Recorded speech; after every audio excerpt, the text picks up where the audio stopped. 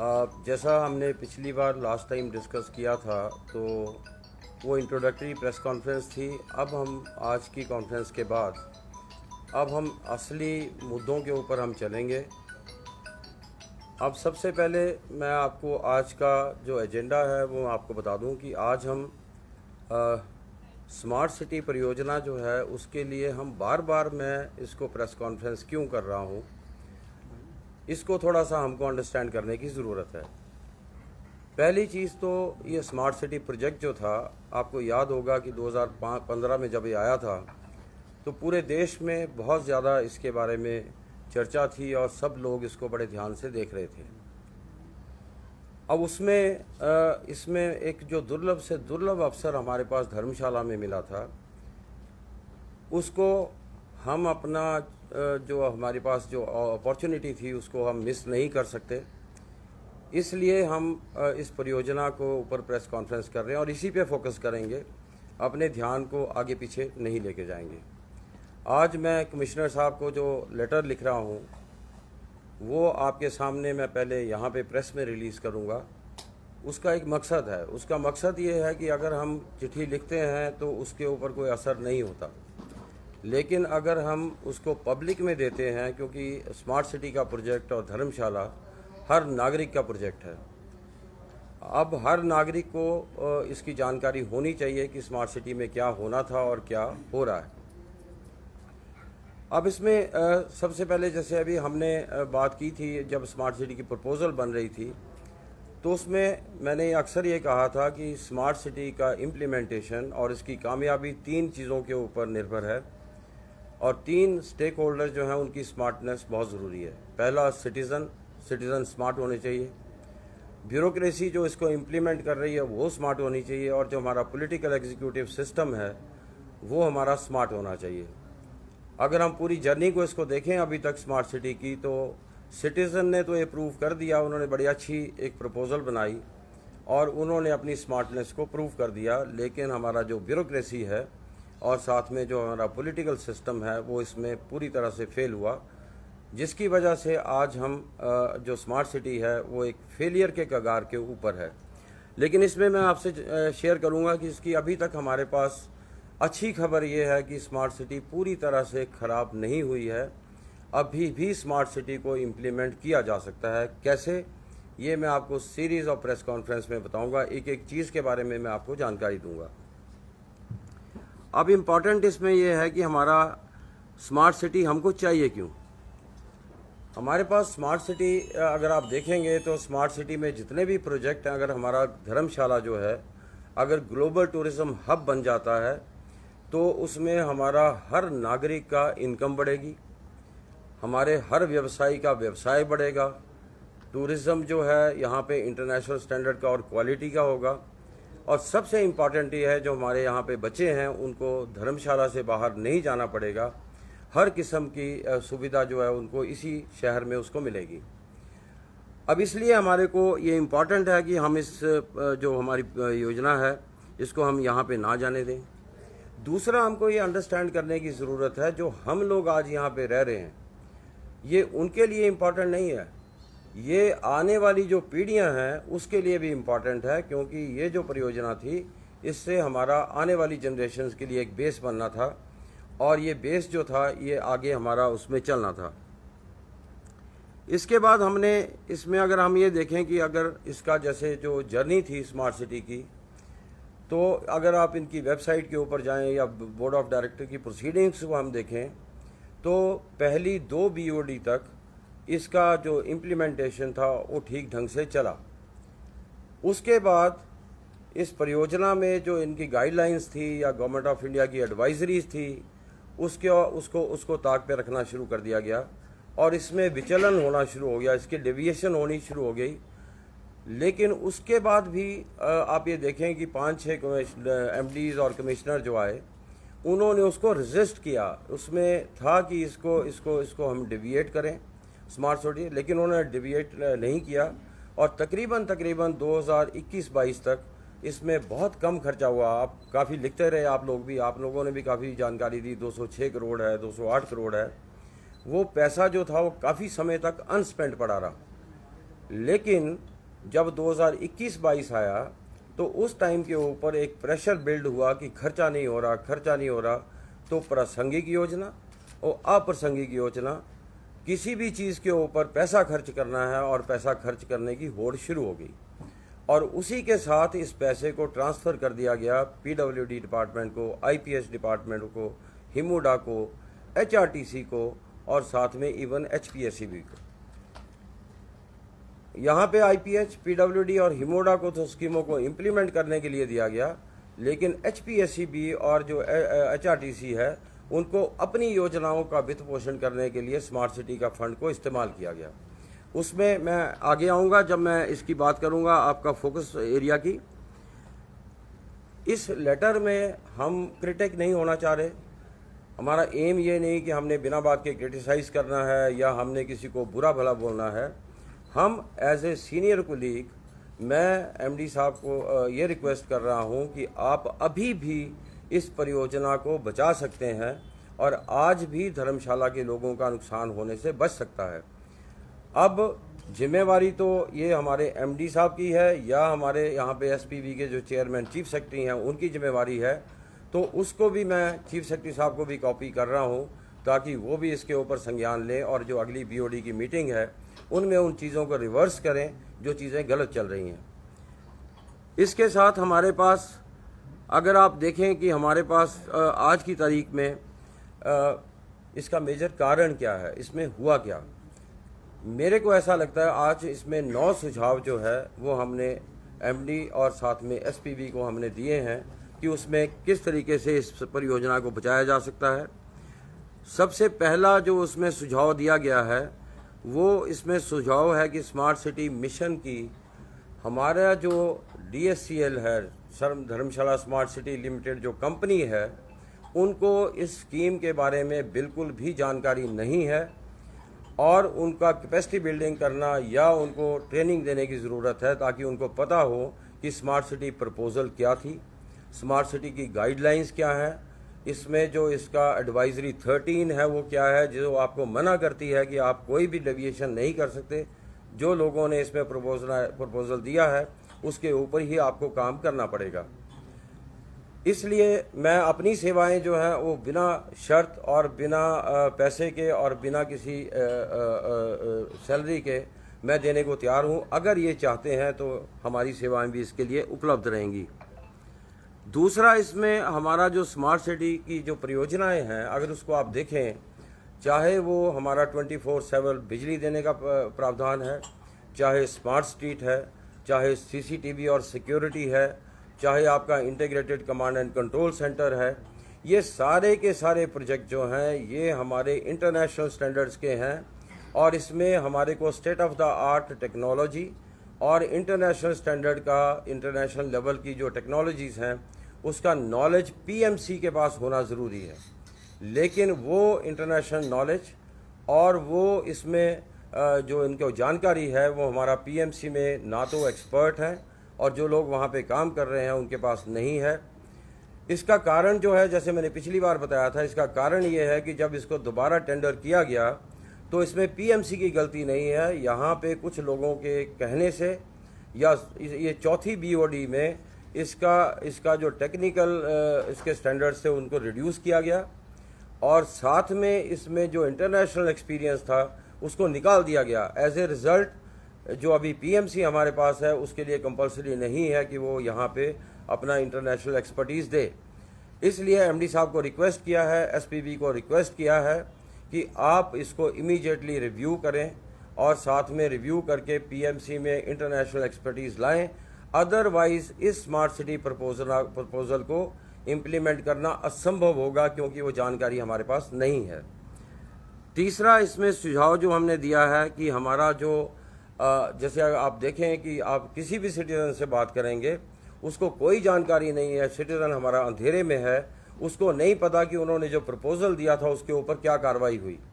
इसके लिए हमने सुझाव और रिक्वेस्ट ये किया है कि आप इमीडिएटली जो सिटीज़न फोरम है, सिटीज़न एडवाइजरी फोरम, जो स्मार्ट सिटी प्रपोज़ल का ही भाग है, जिसमें हर वार्ड से हमारे जो सिटीज़न हैं उनका चुनाव होना था वार्ड सभा से और वो सिटीज़न फोरम में आने थे। ये जितनी भी प्रपोजल है उसका डिज़ाइन बनना था, सर्वे होना था, डीपीआर बननी थी और इसको लोगों के साथ शेयर करना था।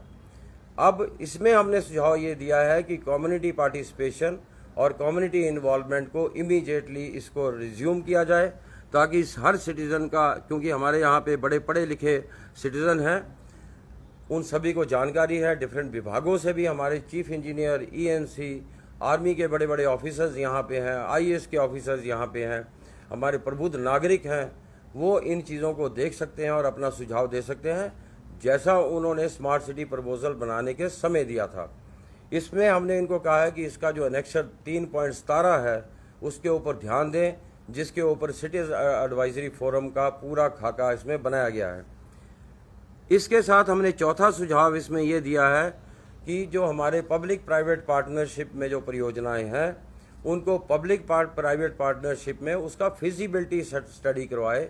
प्री फिजिबिलिटी स्टडी के अलावा EOI जो है, एक्सप्रेशन ऑफ इंटरेस्ट, कॉल करें। बिना बात के PMC का नाम लेके ये बोलना कि PMC की जो हमारी परियोजनाएं हैं PPP मॉडल की वो व्यवहारिक नहीं है, ये गलत है। अगर हम जो EPC परियोजनाएं हमारी चलनी है जो नागरिकों के हित के लिए, जैसे एक परियोजना है जिसमें हर वार्ड में हमने सीनियर सिटीज़न के लिए, एल्डर्स के लिए हमने रिक्रिएशन सेंटर बनाने थे, बच्चों के लिए हमने मल्टीपर्पज़ यहाँ पे जिम या मल्टीपर्पज़ स्पोर्ट्स कम्प्लेक्स बनाना था, वो सारे EPC के प्रोजेक्ट हैं। अगर हम अपना पैसा स्मार्ट सिटी का PPP परियोजनाओं के ऊपर खर्च करेंगे तो हमारी जो EPC वाली परियोजनाएं हैं वो छूट जाएंगी, या फिर अगर वहाँ पे जिस भी आदमी ने उसको प्रपोज करना है, चाहे वो SPV है, चाहे वो MD हैं, अगर उनको ऐसा करना है तो वो सरकार से इसकी मदद लें और एक्स्ट्रा पैसा EPC परियोजना के लिए लेके आएँ। इसके साथ पांचवा सुझाव हमने ये दिया है कि इसमें जो लाइन डिपार्टमेंट को पैसा दिया जा रहा, अब आप देखें कि जो PMC है उसका काम था सर्वे करना, उसका काम था डिज़ाइनिंग करना, उसका काम था DPR बनाना, उसका काम था टेंडर करना, उसका काम था अवार्ड करना और उसका काम था सुपरविज़न करना। अगर ये सारा का सारा काम लाइन डिपार्टमेंट को दिया जा रहा है तो हम PMC को किस बात की पेमेंट कर रहे हैं जिसका सारा काम लाइन डिपार्टमेंट कर रहे हैं। तो इसलिए हमने इनको कहा कि लाइन डिपार्टमेंट जितना भी वहाँ पे काम दिया गया है, SPV इसी काम के लिए बनाई गई थी। मेरा ख्याल से आपको भी जानकारी है, गवर्नमेंट का, भारत सरकार का या हिमाचल सरकार का कोई ऐसी स्कीम नहीं है जिसमें SPV बनाई गई हो। SPV सिर्फ स्मार्ट सिटी में बनाई गई थी ताकि ये काम देरी ना हो, ताकि इस काम को हाईली क्वालिटेटिव PMC के माध्यम से किया जाए। और इसके लिए 5% पैसा जो था पूरे प्रोजेक्ट का, अगर हम देखें 2200 करोड़ का प्रोजेक्ट था, तो उसमें से 100 करोड़ रुपया हमको इस काम के लिए खर्च करने की अनुमति थी, एडमिनिस्ट्रेटिव एक्सपेंडिचर और साथ में PMC के लिए। तो इसलिए हमारा रिक्वेस्ट ये है कि आप इसको किसी भी डिपार्टमेंट को, इसको जो बजट है वो डिपार्टमेंटल स्कीम्स के लिए ना दें, उल्टा डिपार्टमेंट के पास जो पैसा है उसको स्मार्ट सिटी में कन्वर्ज करें, ताकि हमारी जो क्वालिटी है उसको हम बेहतर तरीके से कर सकें। इसके साथ जो हमारा HRTC और HPSCB को पैसा दिया गया है, हमारा जो पैसा है HRTC को जो दिया जा रहा है बसें खरीदने के लिए और यहाँ पे वर्कशॉप बनाने के लिए, ये पैसा हमारा सिटी बस सर्विस के लिए है। अगर मेरे को यहाँ पे बाल कटाने जाना है, मेरे को दूध लेने जाना है, मेरे को सब्जी लेने जाना है, तो मेरे पास ऑप्शन नहीं है, मैं या तो अपनी कार लेके जाऊंगा या मैं अपना स्कूटर लेके जाऊंगा। इसीलिए सिटी बस सर्विस इसमें देखी गई थी और इसमें पैसेंजर इंफॉर्मेशन सिस्टम भी होगा, जिसको आप जानते हैं हमारा मेट्रो रेलवेज में लगा हुआ है। इसके साथ हमारा ट्रैवल प्लानर एप्लीकेशन था, इसके साथ हमारा वाईफाई था, हमारे बस शेल्टर थे, उसके ऊपर CCTV कैमरास थे। ये सारी की सारी परियोजना जो है ये हमारी धाराशाही हो जाएगी अगर हम HRTC को फंड करेंगे। HRTC को फंड करना या तो सरकार की जिम्मेवारी है या HRTC की स्वयं की जिम्मेवारी है। धर्मशाला के लोगों की जिम्मेवारी अपना सिटी बस सर्विस को सेक्रीफाइस करके देने की नहीं है। तो इसलिए हमने कहा कि उनसे पैसा वापस लिया जाए इमीडिएटली और अपना जो सिटी बस सर्विस है उसके ऊपर इमीडिएटली काम चालू किया जाए। इसके साथ 6वां सुझाव हमने ये कहा कि हमारे पास जो हमारा भारत सरकार के हिस्से का जो बैलेंस शेयर है, अब आप देखें कि जितनी भी भारत सरकार की स्कीमें हैं, चाहे वो स्वच्छ भारत मिशन है, चाहे स्मार्ट सिटी मिशन है, उसका पैसा किस्तों में आता है। आपको जानकारी है कि पहली किस्त 200 करोड़ की हमारे को आई थी, जो तकरीबन 2016 में आ गई थी। अगर हमारा 70% पैसा खर्च होता तो हमारे पास दूसरी किस्त आती। अगर हमारा दूसरी किस्त आ जाती, उसके बाद पहली किस्त का 100% और दूसरी किस्त का 70% खर्च होता तो तीसरी किस्त आती।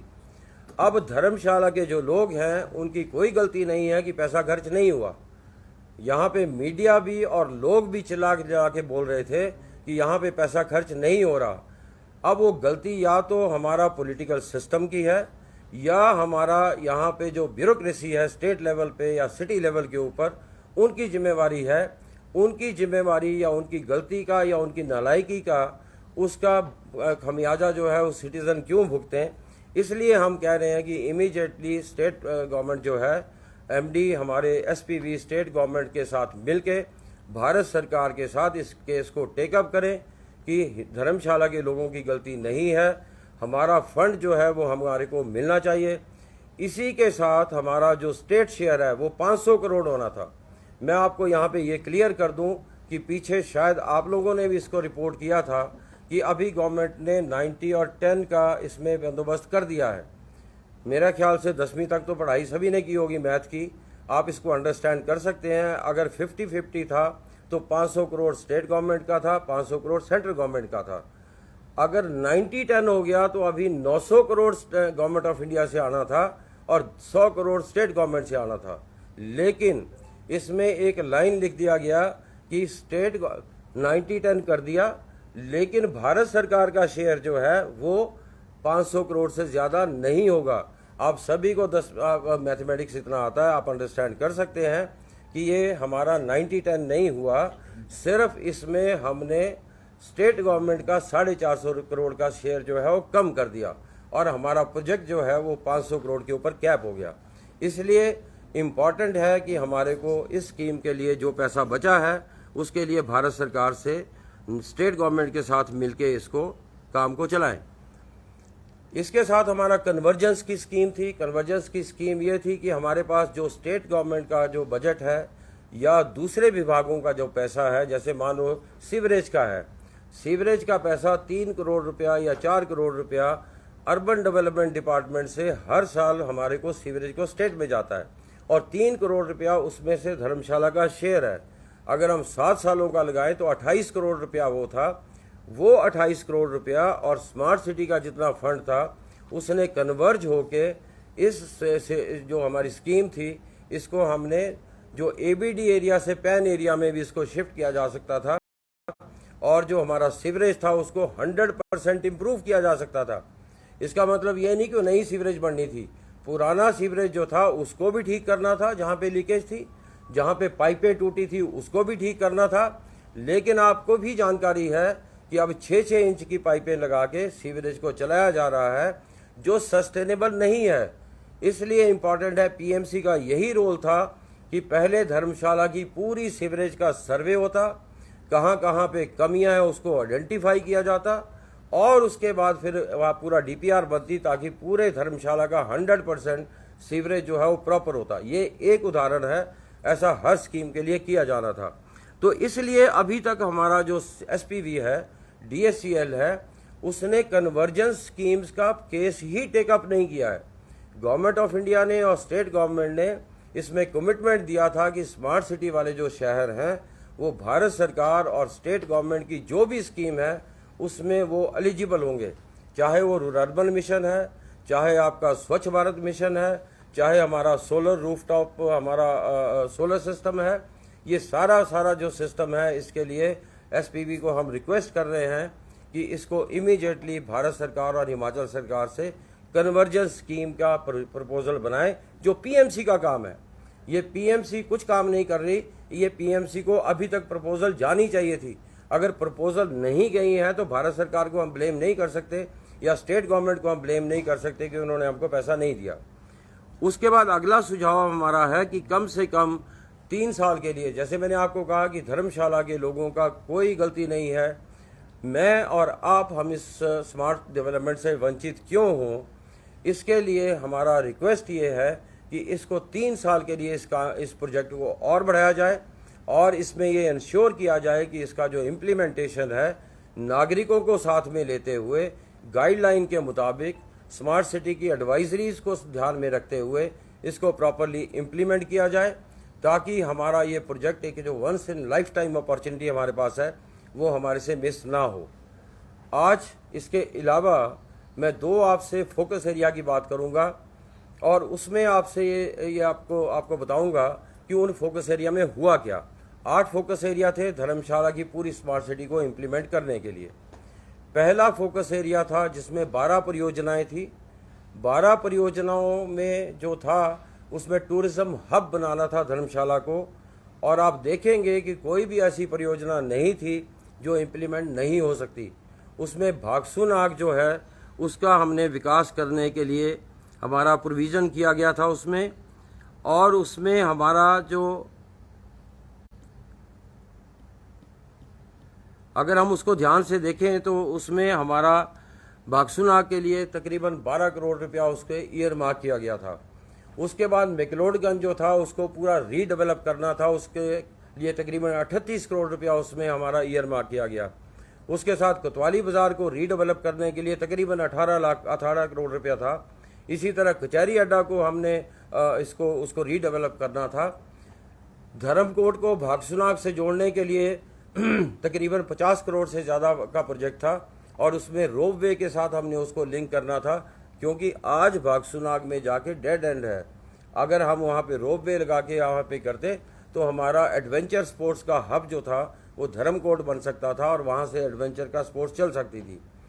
फिर इसको वेनिस की तर्ज के ऊपर यहाँ पे डिपो बाज़ार की जो छोटी छोटी गलियाँ हैं उसको वहाँ पे उन गलियों को हमने स्ट्रीट स्केपिंग करनी थी, ताकि यहाँ पे टूरिस्ट जो है वो लोअर धर्मशाला में भी जा सके और बेनिफिट वहाँ पे मिले। चरान खड्ड में मेड्यूरो डैम की तर्ज के ऊपर मिनी हिमाचल बनना था। उसका एम ये था मिनी हिमाचल का, तकरीबन 45 करोड़ रुपया उसके लिए इरमार्क किया था। उसका मकसद ये था कि टूरिस्ट को अगर हमने रोकना है धर्मशाला में तो कोई एक्टिविटी होनी चाहिए। और ये जो मेड्यूरो डैम है ये नीदरलैंड में भी है, ये बेल्जियम में भी है, ये चाइना में भी है, और इसमें मिनिएचर जो था वो हमारा यहाँ पे बिल्डिंग्स आनी थी। हिमाचल की जितनी भी बिल्डिंग हैं या जितनी भी मॉन्यूमेंट्स हैं, जितना भी हेरिटेज प्रॉपर्टीज़ हैं, या हमारा रिवाल्सर लेक है, हमारा पोंग लेक है, उसके छोटे छोटे रेप्लिकास बनने थे, ताकि टूरिस्ट एक दिन वहाँ पे बिता सकता और उसको पूरे हिमाचल में जाने के बजाय वो पूरे हिमाचल का दर्शन यहीं पे कर सकता। इसके लिए एक्सपर्ट जो थे वो भी अलाइन थे, उन सभी लोगों ने उसको करना था। तो ये कोई ऐसा काम नहीं है जो आज नहीं हो सकता, इसके लिए एक्सपर्ट अवेलेबल हैं। जैसे मैंने कहा कि हमारी अगर ज़रूरत है तो हमारी गाइडेंस या हमारी इंफॉर्मेशन हमारे से किसी ने लेनी है तो बिना किसी सैलरी के I am ready to give it. उसके साथ हमारे पास आप देखें कि हमारा वहाँ पे कलाग्राम बनना था। फिर आप देख रहे हैं कि आज नागरिक चिल्ला रहे हैं कि कचहरी अड्डा में कन्वेंशन सेंटर मत बनाओ। कन्वेंशन सेंटर जो था वो भागसू नाग और भागसू होटल मैक्लोडगंज में और क्लब हाउस मैक्लोडगंज में, उसके बीच में 26 कनाल ज़मीन थी, जिसके लिए टूरिज़्म डिपार्टमेंट ने कहा था कि हम आपसे सहयोग करेंगे। वहाँ पे कन्वेंशन सेंटर बनना था ताकि हम कन्वेंशन टूरिज़्म को इसमें बढ़ावा दे सकें। ये अब मेरे को ये समझ नहीं आ रही कि कौन आदमी बोल रहा है अब कचहरी अड्डा में कन्वेंशन टूरिज़्म बना के हम क्या करेंगे। हम चाह रहे हैं कि सार्क की मीटिंग भी यहाँ पे हो, डिफरेंट इंटरनेशनल कन्वेंशंस हैं वो भी यहाँ पे हो, ताकि हमारा टूरिज़्म बढ़े और हमारी इकॉनमी बढ़े। तो ये हमारा पहला जो फोकस था। इसमें से एक भी प्रोजेक्ट को नहीं लेके कोई नए प्रोजेक्ट वहाँ पे कर दिए, जिसमें जैसे उदाहरण के तौर के ऊपर मैक्लोडगंज रीडेवलपमेंट वाले प्रोजेक्ट को जिसमें 38 करोड़ रुपया खर्च होना था, उसके ऊपर मैक्लोडगंज में म्यूनसिपल कॉरपोरेशन की जो दुकानें हैं 37 वहाँ पे चौक के और डोलमा चौक के बीच में है और 17 कहीं और हैं, और उन म्यूनसिपल कॉरपोरेशन की दुकानों की मरम्मत करना म्यूनसिपल कॉरपोरेशन की ड्यूटी है। उनके पास बजट आता है, उनके पास पैसा है, वो पैसा इकट्ठा कर रहे हैं। अगर स्मार्ट सिटीज़ में करना था तो मैक्लोडगंज की रीडेवलपमेंट करनी थी ताकि वो इंटरनेशनल टूरिज्म हब बने। फिर उस छोटे से 18 करोड़ का जो कोतवाली बाजार का प्रोजेक्ट था, उसको में से छोटा सा कंपोनेंट निकाल के ये जो दुकानें हैं यहाँ से, उन 20-25 दुकानों का फेस लिफ्टिंग करने के लिए 1 करोड़ रुपए का ठेका दे दिया। अब उसमें ये आपका जो राजा रघुवीर सिंह क्लब है और हमारा जो यहाँ पे कम्युनिटी सेंटर है, यहाँ से पूरा रीडेवलपमेंट होना था और उसके साथ सिटीजन से हमने कंसल्टेशन करनी थी, इसको भी शेल्फ कर दिया गया। अब यहाँ से जो कचहरी अड्डा में बात बननी थी, उसको ना करके वहाँ पे कन्वेंशन सेंटर का प्लान कर रहे हैं। पता नहीं उसमें क्या प्लान है, कम से कम उसको प्लान को शेयर कर लिया जाए और नागरिकों से पूछ तो लिया जाए कि हमने करना क्या है। 140 हमारे बस शेल्टर बनने थे, टॉयलेट बनने थे, ई टॉयलेट बनने थे और उसमें करोड़ों रुपया उसमें भी एयरमार्क किया गया था। अब उसमें पिक एंड चूज करके एक टॉयलेट वहाँ पे हनुमान मंदिर के सामने बना दो, सिटीजन मना कर रहे हैं कि यहाँ पे ना बनाया जाए। कम से कम पूरे शहर का सर्वे करके पूरा लोकेशन फिक्स करें, जो एग्जिस्टिंग टॉयलेट ऑलरेडी भी हैं उनका रीडेवलपमेंट करें ताकि वो भी इंटरनेशनल स्टैंडर्ड के बने, नए टॉयलेट जहाँ पे नहीं है वहाँ पे भी बने। इसके साथ आप देखेंगे कि जो बस शेल्टर बन रहे हैं वो बड़े पुअर स्टैंडर्ड के बस शेल्टर हैं, उसमें वो मेरा ख्याल से 1 साल से ज़्यादा वो नहीं चलेंगे। जब हमारे पास पैसा है, जब हमारे पास स्मार्ट सिटी में फंड अवेलेबल है, तो हम इंटरनेशनल स्टैंडर्ड के, अगर आप गूगल करेंगे तो आपके ये इस स्मार्ट डेवलपमेंट आपको पूरे वर्ल्ड में कहीं नज़र नहीं आएगी जो हमारे यहाँ पे SPV जो है वो इसको कर रही है। तो इसलिए हमने सुझाव ये दिया है कि आप इसको रीवर्क करें और आप इसका एक प्रॉपर डिज़ाइन तैयार करें, धर्मशाला स्पेसिफिक, सिटीजन से आप शेयर करें और उसको एज ए धर्मशाला आप उसको इम्प्लीमेंट करें। तो ये सारा जो रीडेवलपमेंट वाला प्रपोजल था, इसको शेल्फ कर दिया। इसका डिटेल में बाद में जाएंगे, अलग अलग एक एक प्रोजेक्ट करके। दूसरा इसमें जो फोकस एरिया था उसमें हमारा था integrated multi modal transport systems. उसमें था कि हमारा सिटी बस होती जो हर पॉइंट को 15 मिनट और 45 मिनट के बीच में टच करती, ताकि मेरे को और आपको अपनी कार ले जाने में और स्कूटर ले जाने की ज़रूरत ना पड़ती और हम पूरे शहर में कारों का शहर ना बना के इंसानों का शहर बनाते, आदमियों को चलने के लिए शहर बनाते। और ऐसा प्रपोजल में भी लिखा गया है। और उसके बाद इसमें हमारा बस शेल्टर बनने थे। फिर आपने देखना कि यहाँ पे जो टाइल्स लग रही हैं, अगर थोड़ा सा कहीं चक्कर लगाएंगे वहाँ पे, आज मैंने आते हुए देखा, हमारा जो दाढ़ी का बाजार है उसमें टाइलों की क्वालिटी देखें उसमें कैसे लगा रहे हैं। अब कई बार बोलते हैं जी अब हमारे पास, उसमें हम ब्लेम कर देते हैं कॉन्ट्रैक्टर को। वो कॉन्ट्रैक्टर की गलती नहीं है, वो कॉन्ट्रैक्टर को जो डिज़ाइन दिया जाएगा, जो वर्क अवार्ड किया जाएगा, वो इम्प्लीमेंट करेगा। लेकिन हमारी PMC ने कहाँ पे डिज़ाइन बनाया है, वो हमारे पास डिज़ाइन अवेलेबल नहीं है। हम सुझाव दे रहे हैं कि इसको जो बन गई है स्ट्रीट, उनको रेट्रोफिट करें ताकि हम स्मार्ट कंपोनेंट, जो 22 कंपोनेंट हैं, उनमें से जितने कंपोनेंट उस स्ट्रीट में हम लगा सकते हैं उसको लगाएं। इसका टोटल स्टेशन सर्वे करें। टोटल स्टेशन सर्वे का मतलब ये है कि हमारा वहाँ पे लेवल्स जो है हमको पता हो। जैसे आप देखें चंडीगढ़ बिल्कुल प्लेन है, बारिश होती है वहाँ पे पानी खड़ा नहीं होता। तो जब हम स्ट्रीट्स बनाएंगे, ड्रेन्स बनाएंगे, तो टोटल स्टेशन सर्वे नहीं होगा तो हम उनके लेवल्स को नहीं जान पाएंगे। इसके लिए हम अपना PMC को लेके आए थे और PMC का काम ये था। और इवन अगर आपका जानकारी के लिए बता दूं कि जो हमारा दाढ़ी का पुल है और हमारा जो चरान का पुल है, उसका टोटल स्टेशन सर्वे हो चुका है, जिसको इस्तेमाल नहीं किया गया और उसको यूज़ भी नहीं किया गया अभी तक। तो ये सारा जो दूसरा था, ये हमारा, हम इसको रिक्वेस्ट कर रहे हैं कि इनके ऊपर रीवर्क करें और इन दोनों चीज़ों को, दोनों फोकस एरियाज़ को आप इम्प्लीमेंट करें ताकि हम अपना स्मार्ट सिटी की तरफ चल सकें। आज आपके समक्ष मैं ये बताना चाह रहा हूँ, स्मार्ट सिटी प्रोजेक्ट जो है अभी भी इम्प्लीमेंट हो सकता है, क्योंकि आप देखेंगे कि इसमें मैक्सिमम टेंडर जो है 2022 में किए गए हैं, मार्च अप्रैल 2022 में किए गए, क्योंकि पैसा खर्च करने का दबाव था। ये बताने की ज़रूरत थी कि हम पैसा खर्च कर रहे हैं, लेकिन किस पे खर्च कर रहे हैं वो किसी को जानकारी नहीं है। तो ये आज का पूरा एजेंडा था। अगर कोई आपको बात पूछनी है तो आप मेरे से पूछ सकते हैं। सब लोगों को लग रहा है कि आप चुनाव लड़ने वाले हैं शायद, इसलिए स्मार्ट सिटी के मुद्दों को उठा रहे हैं। पवन जी, मेरा ख्याल से हम इसमें मेरा आपसे सिर्फ अनुरोध इतना ही रहेगा कि हम जनरली क्या होता है कि दो चीज़ें हैं, या तो हम बात करते हैं तो हमारे ऊपर चुनाव वाला रहता है कि चुनाव लड़ना है, या हमारे पास ये हम सोच विचार करते हैं कि यार ये क्यों करा था, पैसे पूसे कमाने होने। तो उसकी जानकारी के लिए मैं आपको बोल दिया पहले कि मैंने कोई भी पार्टी पुटी ज्वाइन नहीं करनी है। अगर आप बाद में मेरे से मिलेंगे तो मैं आपको बता दूंगा कि कौन कौन मेरे से बात कर रहे हैं। लेकिन दूसरा मैं आपको ये भी बता दूं कि मैं कोई भी नौकरी या कोई बिजनेस नहीं करने वाला हूं जिससे मेरे को एक भी पैसे की एक्स्ट्रा आमदनी हो। तो दोनों इश्यूज खत्म कर दिए। अब इसमें हमारा मेरा सभी से बड़ा विनम्र अनुरोध है कि हम अपना जो स्मार्ट सिटी है, अब आप देखें कि ये परियोजना एक ऐसी परियोजना है जिसमें मेरे और हमारे आने वाली जनरेशन्स का पूरा हमारा जो इकॉनमी है, वो पूरा हमारा लाइफस्टाइल है, वो चेंज होने वाला है। देखिए सिर्फ मेरे और आपका नहीं, इवन हिंदुस्तान में आप देखिए कोई भी स्मार्ट सिटी नहीं है। अगर हम इसको डेवलप करने में कामयाब हो गए तो बाकी लोग भी देखेंगे। अगर हम अपने मुद्दे से भटकेंगे तो मेरा ख्याल से ये जो हमारा मेन मुद्दा है वो पीछे रह जाएगा। दूसरा हम चलो मैं इसको इस बात से आज खारिज करता हूँ कि भी आप मेरे को ये बताएं कि हम इस पर इतनी चिंता क्यों करते हैं।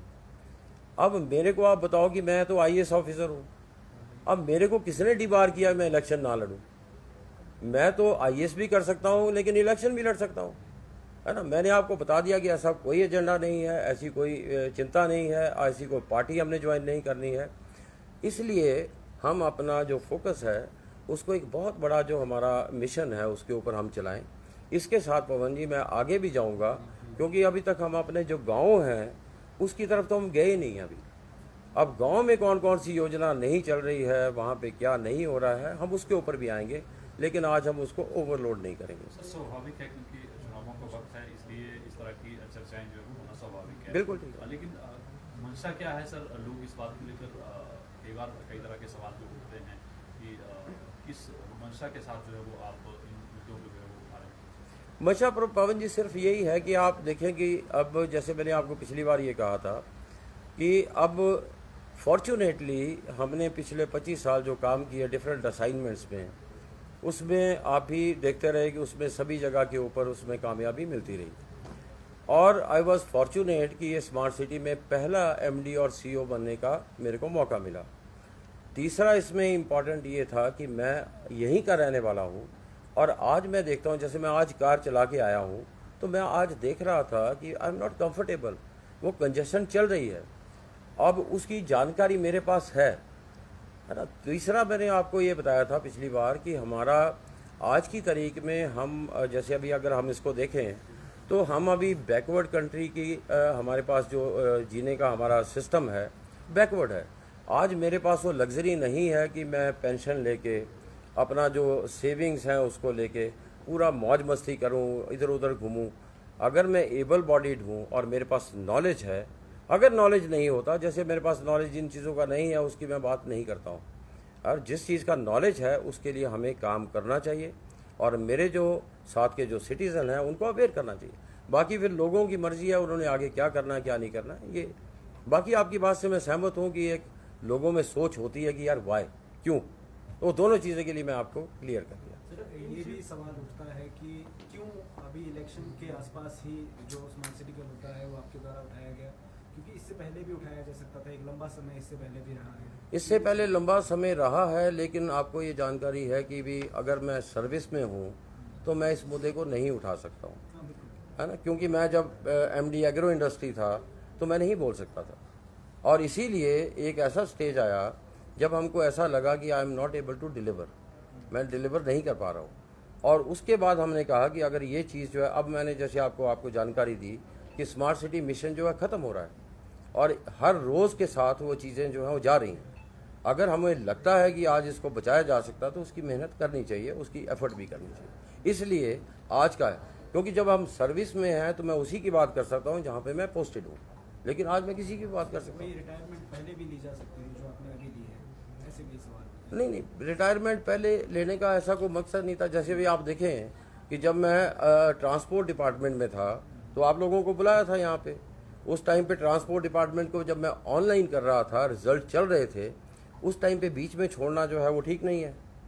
लेकिन जब मैं हमको लगा कि अभी इसमें कोई फ़ायदा नहीं है, जो मैं इन्वेस्टमेंट कर रहा हूँ उससे मिलने वाला कुछ नहीं है, तो इसलिए इम्पॉर्टेंट है कि then you should quit and you should do something जहाँ पे आप कुछ रिजल्ट को ले सकें। और आप देखेंगे जब हम इसमें चलेंगे तो रिजल्ट आएगा इसमें। आज प्रॉब्लम क्या है कि आज सिर्फ हम लोग बात कर रहे हैं। अभी आप देखें, लास्ट कॉन्फ्रेंस जब हुई थी उसके बाद कोई 300-400 लोगों से मेरी बात हुई, उन्होंने कहा नहीं ये होना चाहिए, है ना, और आपको इसको उठाना चाहिए। अब इसमें डिफरेंट मोड के ऊपर जाके हम उसमें जाएंगे।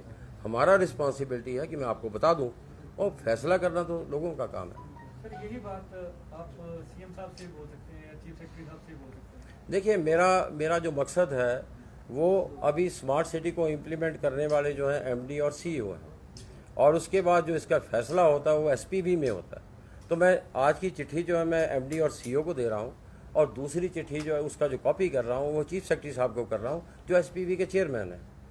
तो ये लोग इम्प्लीमेंट करने वाले हैं, और मैं एक ब्यूरोक्रेट होने के नाते। ये जो तथ्य आप दे रहे हैं यही तथ्य आप डायरेक्ट उनको दे देते हैं। किनको? जो आप जैसे बता रहे सीईओ जो भी या जो नहीं, वही तो दे रहा हूँ मैं, वही तो दे रहा हूँ जो अब आपको मैं जो दे रहा हूँ। अच्छा, मैंने आपको जो थोड़ा सा आपको जो आप बता रहे हैं, देखिए, एक ब्यूरोक्रेट होने के नाते मेरे को ये पता है कि अगर यही चिट्ठी मैं आपके पास चुपके से दे दूंगा तो उसका इम्पैक्ट नहीं होगा। अब आप ये सोचें कि मैं कौन हूँ, मैं सिर्फ एक सिटीज़न हूँ, है ना। अब मैं और वो सिटीज़न हूँ जो जिसने इसको इम्प्लीमेंट किया है। अब मेरी ड्यूटी है कि मैं आपको भी बताऊँ, है ना। अब वो आपकी मर्ज़ी है कि आपने क्या करना है, इसीलिए ये चिट्ठी अभी दी नहीं है, ये शाम को दूंगा, ताकि आपको बताने के बाद। और इसका अगर आप देखेंगे कि इसको कॉपी किसको कर रहा हूँ, इसमें टैक्सी ऑपरेटर यूनियन है, इसमें टेम्पो ऑपरेटर यूनियन है, होटल एसोसिएशंस हैं, ट्रैवल एजेंट एसोसिएशन है, जितनी रेजिडेंट वेलफेयर सोसाइटीज़ हैं।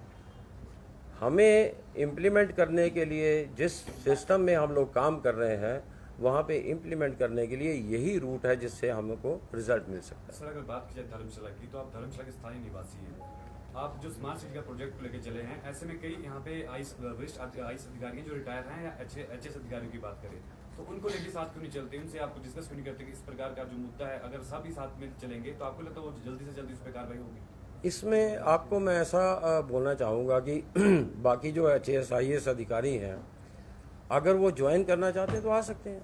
अगर हमारे साथ अभी तक, मैं फ्रैंकली आपको बता दूं कि अभी तक मेरे को किसी ने ना तो संपर्क किया है और ना ही किसी से बात हुई। दूसरा इसमें इम्पॉर्टेंट ये है कि अगर हम देखें कि हर आदमी का एक स्पेशलाइज्ड फील्ड होती है और हर आदमी का इंटरेस्ट होता है। जैसे अभी हम बात करें कि आप पत्रकारिता क्यों कर रहे हैं, है ना, तो वो आपकी चॉइस है ना। अब उनकी चॉइस है, अगर वो नहीं करना चाहते या वो नहीं उसमें, देखिए हर आदमी, मैं जैसे आपको जानकारी दी, पेंशन तो मेरे पास भी है और सेविंग भी मेरे पास है, तो मैं बड़े आराम से अपने घर में बैठ भी सकता हूँ, लेकिन मेरी चॉइस है कि आई शुड कंट्रीब्यूट। हो सकता है सर, जिन मुद्दों के बारे में आपको जानकारी है क्योंकि आप रहे हैं इस मुद्दों में, तो उनको उस बारे में जानकारी ना हो, ऐसा नहीं है कि आपने पहले खुद उनसे बात करने की कोशिश की हो या समन्वय करने की नहीं भाई, मैं क्यों करूँगा, मैं तो सभी को तो बोल रहा हूँ ना, मैं तो आपके माध्यम से मैं सभी को बोल रहा हूँ। अभी ये जो आपका प्रेस कॉन्फ्रेंस है, इसकी जानकारी सभी के पास जाएगी।